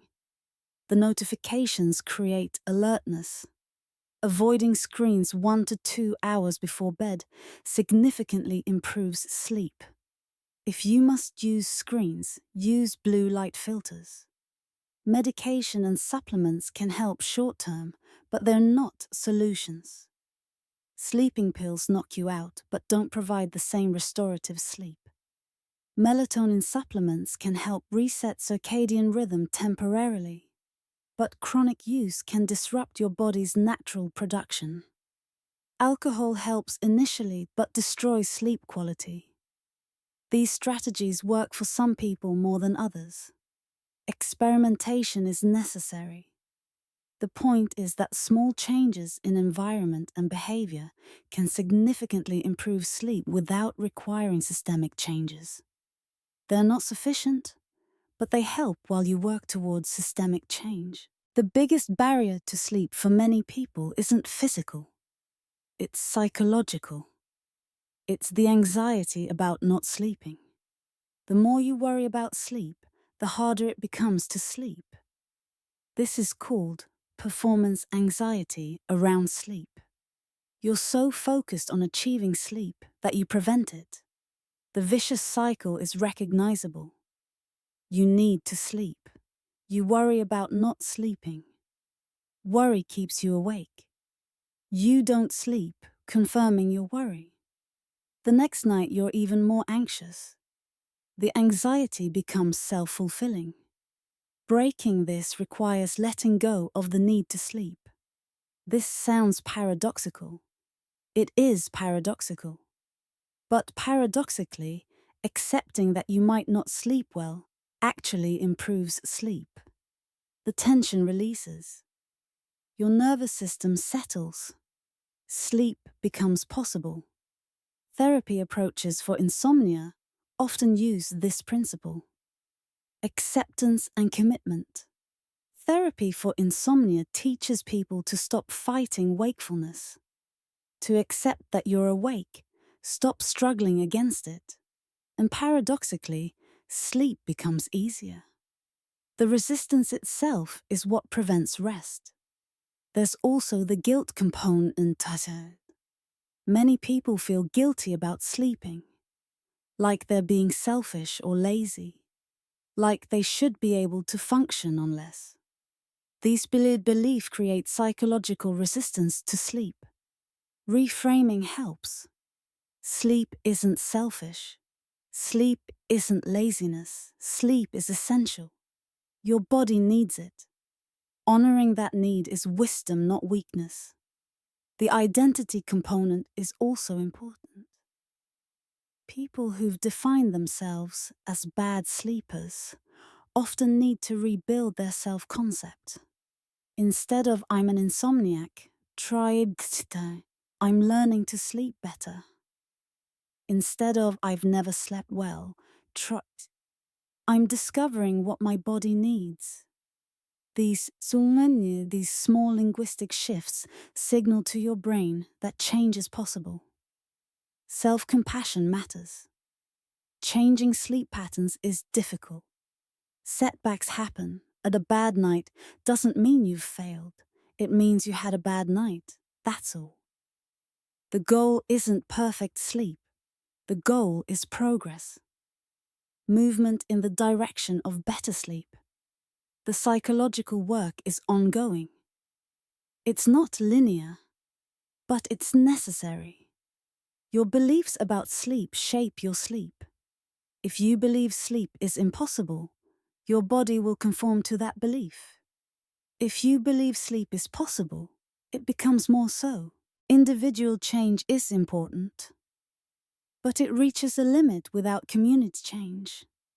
You can optimize your own sleep, but if you live in a noisy neighborhood, if your workplace demands constant availability, if schools start at 7 a.m., individual optimization only takes you so far.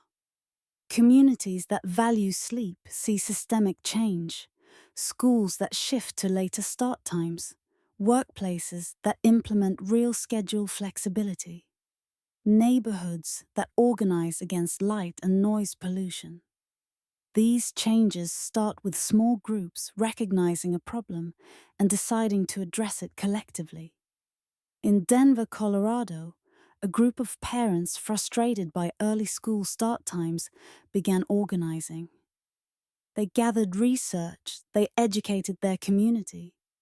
They put pressure on the school district. The district changed policies. Start times shifted later. The documented result: student sleep increased, mental health improved, academic performance improved. In Silicon Valley, one tech company decided to implement mandatory rest periods, not nap pods, which are often performative. actual mandatory rest. Employees were told that working more than 40 hours wasn't permitted. The result wasn't decreased productivity. It was increased productivity. Better rested employees accomplished more in less time. In some neighborhoods, residents have organized to reduce light pollution. Dark sky ordinances, requirements for shielded lighting that doesn't shine upward. The result: more people see stars for the first time. More people experience genuine darkness. Sleep quality improves. The pattern is consistent. When sleep becomes a community value, the barriers to sleep are addressed. Resources are allocated to solving problems that seemed insurmountable individually. The momentum builds. What seemed radical, a school starting at 9 a.m. instead of 7 a.m., becomes normal once implemented. The power of community change is that it addresses barriers that individuals can't overcome alone. One person can't eliminate neighborhood noise, but a community can organize pressure on the source. One person can't change school start times, but a community of parents can. There are barriers to community organization. It requires recognizing that a personal problem is actually systemic. It requires trust among neighbors or coworkers. It requires someone willing to organize. It requires facing resistance from those invested in the status quo. But it's possible. It's happening in pockets around the world. Community change is powerful but localized. For systemic change, policy matters. Regulations on work hours, requirements for flexibility, protections against constant connectivity. School start time policy is the clearest example. The research is overwhelming. Later start times benefit adolescents, yet most schools refuse to change. Not because it wouldn't work, but because it's politically difficult. But in jurisdictions that have implemented the change, the benefits are undeniable. The question is how to make it standard rather than exceptional. Labor policy is equally important. Some countries have strong protections around work hours. Right to disconnect laws mean employees aren't expected to respond to work communications outside designated hours. Maximum workweek regulations limit overwork. Mandatory vacation ensures recovery time. These countries have strong economies and healthy, happy populations. The evidence is clear that this works. Healthcare policy needs to address the contradiction that healthcare workers have some of the worst sleep. Resident work hour regulations exist, but they're often circumvented. Staffing is chronically inadequate, creating pressure to overwork. Building adequate staffing into healthcare policy would improve both worker sleep and patient care. Education policy beyond start times matters. Homework loads, testing schedules. These all affect sleep. A student doing homework until 11 p.m. doesn't sleep well. But the homework is assigned because education policy emphasizes test performance over student well-being. Shifting policy to emphasize rest would improve outcomes. Urban planning policy affects sleep through commute times. Long commutes destroy sleep. Mixed-use neighborhoods, good public transportation, zoning that allows people to live near work. These reduce commutes and improve sleep. Some cities have adopted these policies. Others continue building sprawl. Environmental policy on light and noise pollution could reduce sleep disruption. Dark sky ordinances, noise regulations. These seem like luxury concerns, but they directly affect sleep quality for entire neighborhoods. Poor neighborhoods are often subject to more light and noise pollution. creating another intersection of sleep inequality. Energy policy affects light availability. The prevalence of cheap electricity has enabled constant light. If electricity pricing reflected the full cost of what it enables, including the sleep disruption, people would have incentive to limit light.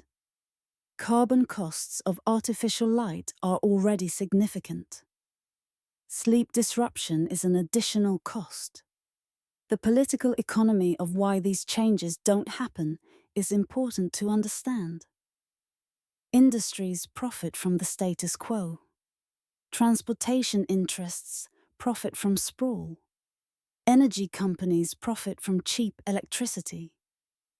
Scheduling flexibility threatens managerial control. These interests are powerful.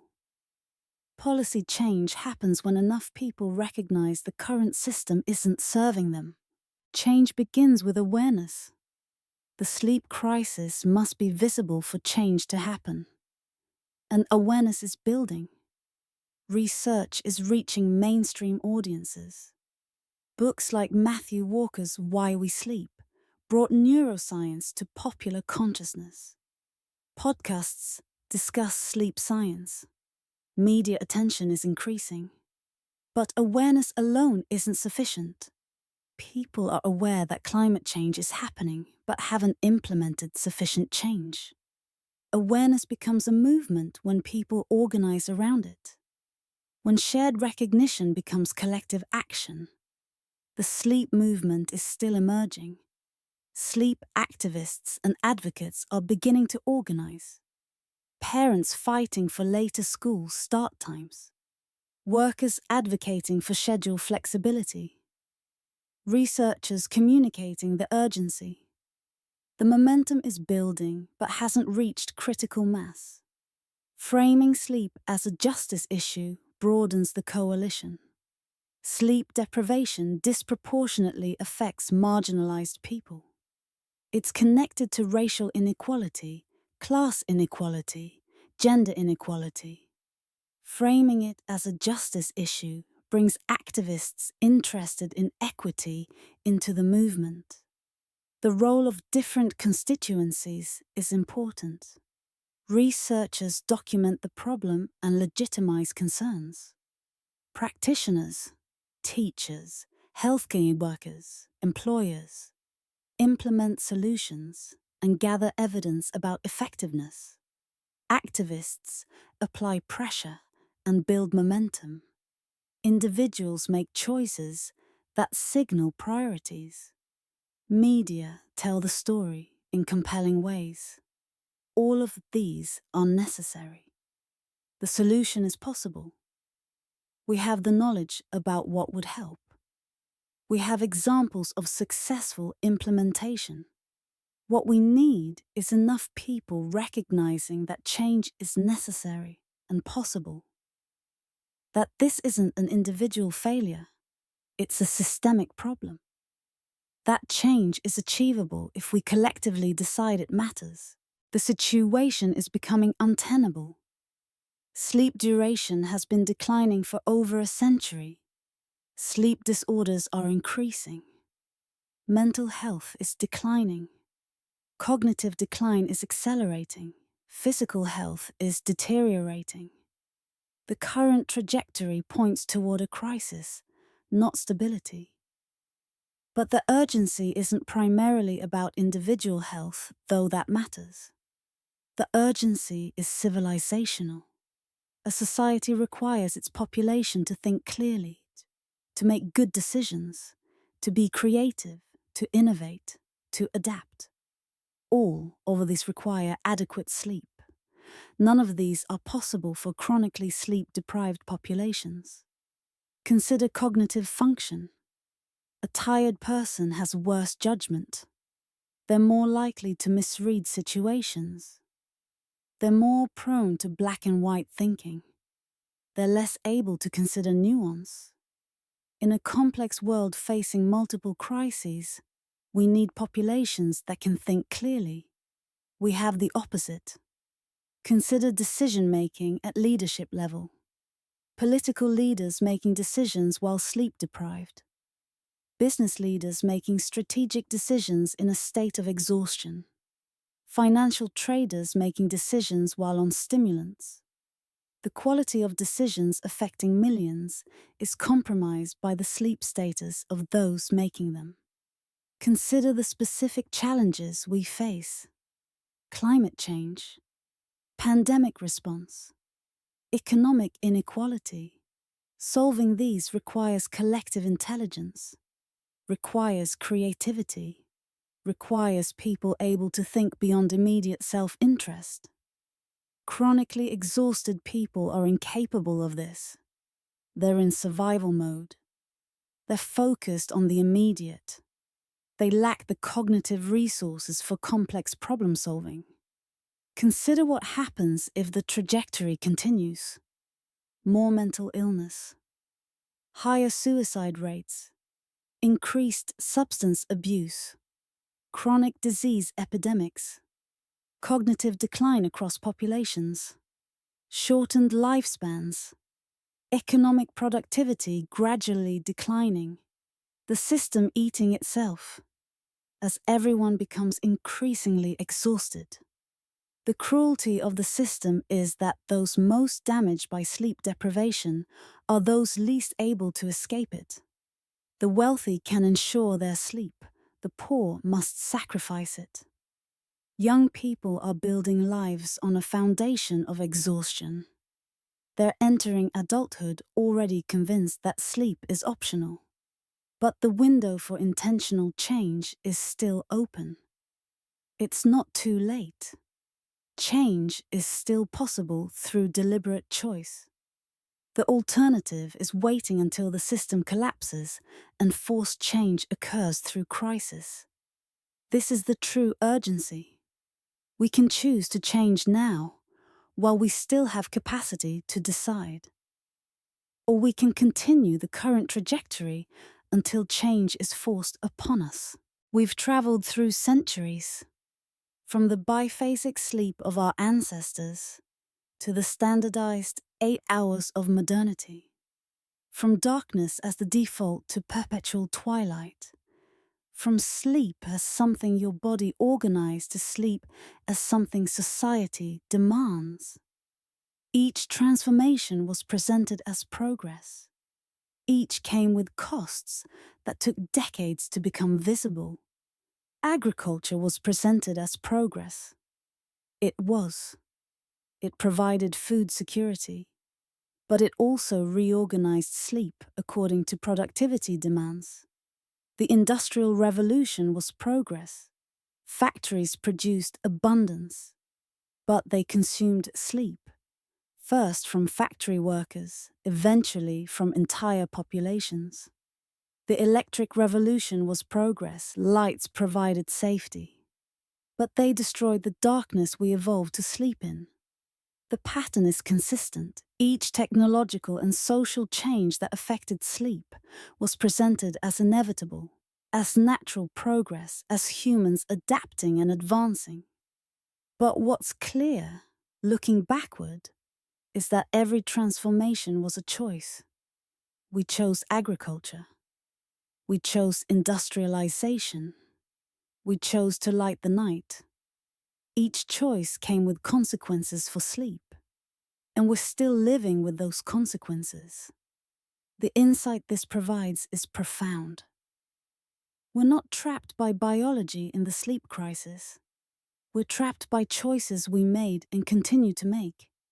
And if we made these choices, we can make different ones. Understanding this history also reveals the concept of technological momentum.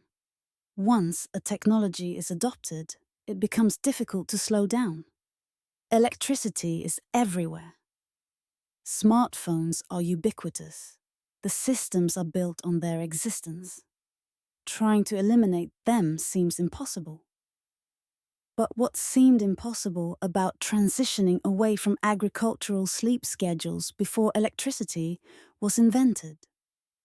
What seemed impossible about changing from biphasic to consolidated sleep before everyone in a society was doing it? Change seems impossible until it happens. Then it becomes the new normal. And the old way seems quaint. It seems like something from a different era. We're at an inflection point. The evidence of the sleep crisis is abundant. The health consequences are visible. The productivity costs are measurable. The injustice of unequal sleep distribution is becoming clear. At the same time, examples of alternatives exist. Communities have experimented with later school start times. Companies have tested schedule flexibility. The pandemic revealed possibilities that seemed impossible. This is the moment where change becomes possible. Not inevitable, but possible. Because enough people are recognizing the problem. Enough people have experienced alternatives. Enough people understand that the current trajectory is unsustainable. History suggests that significant change doesn't happen gradually. It happens through punctuated equilibrium. Long periods of stability interrupted by moments of rapid transformation. We might be approaching one of those moments. Everything presented in this journey, the history, the science, the systemic problems, can feel overwhelming. It's easy to feel powerless, to feel like the system is too large to change, and individual choices don't matter. But this understanding is incomplete. Individual choices do matter. Not because individual choices alone will change the system, but because they matter psychologically, symbolically. They matter because culture changes through accumulation of individual choices. And they matter because you deserve to sleep. Right now, in your current life. You don't have to wait for systemic change to reclaim some part of your own sleep. Every time you choose sleep over productivity, you're making a statement. You're saying that your health matters. You're resisting the narrative that exhaustion is noble. Every time you protect your sleep, you're defying a cultural message. You're modeling to others that sleep is important. Every conversation you have about sleep being necessary rather than optional contributes to cultural shift. Every time you don't glorify your own exhaustion. Every time you rest without guilt. These aren't trivial, they're how culture changes. Talk to your children about sleep mattering. Don't tell them to push through tiredness. Teach them that sleep is when their bodies do crucial work.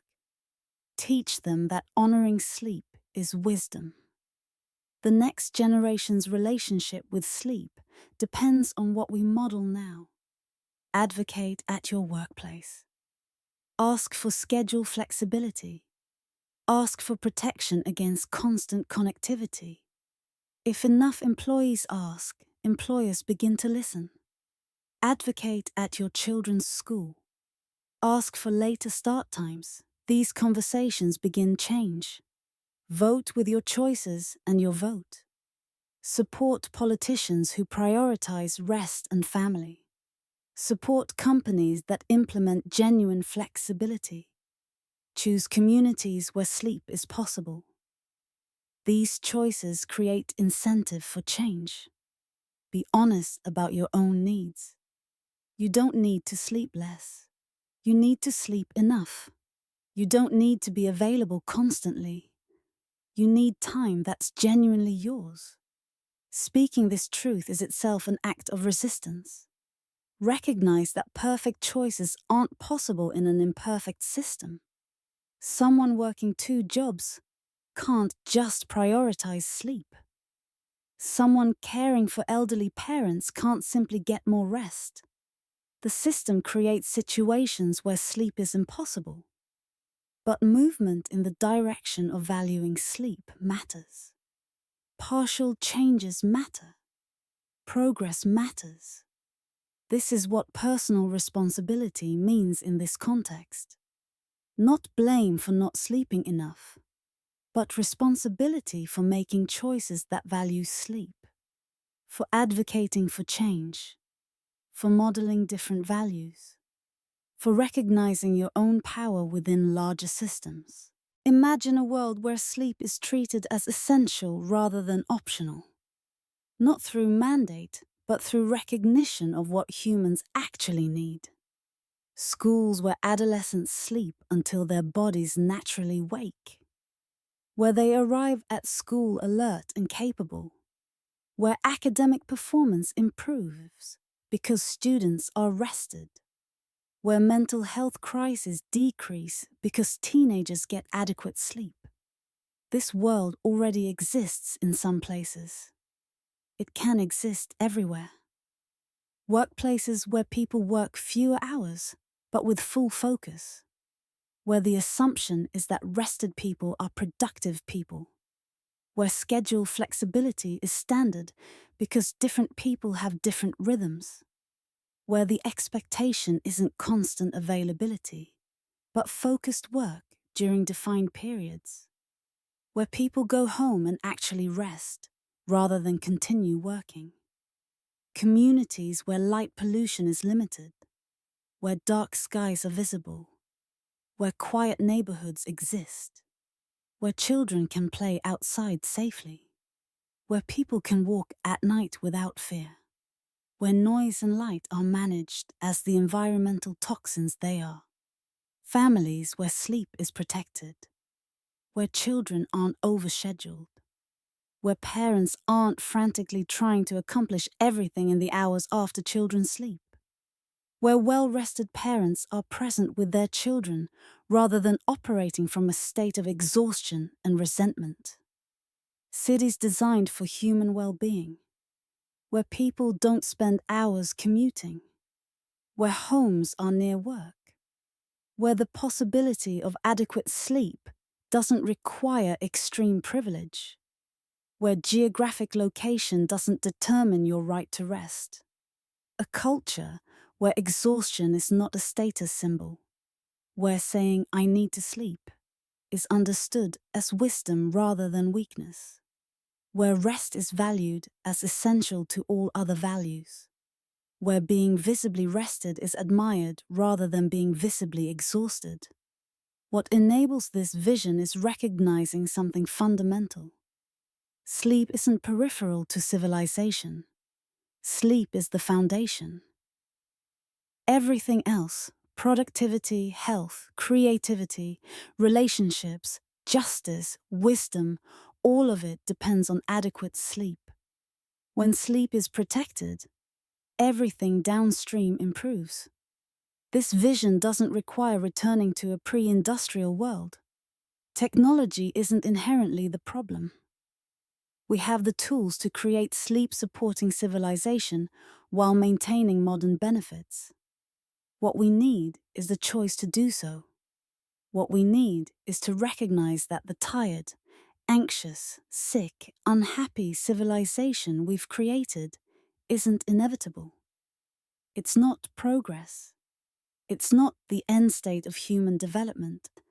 It's a choice we keep making, and we can choose differently. Reclaiming sleep is reclaiming something essential about being human. It's recognizing that we're not machines. We're not meant to operate constantly. We're creatures who need rest, who need darkness, who need time for our bodies and minds to recover and integrate. These aren't luxuries, they're necessities. The journey through the history of sleep has been a journey toward understanding ourselves, understanding what we need, understanding what we've lost, understanding what we can reclaim. And now the choice is yours. The recognition is yours. The power to change is yours. And the night, the true night, that darkness where rest becomes possible, that belongs to you, too, if you choose to claim it.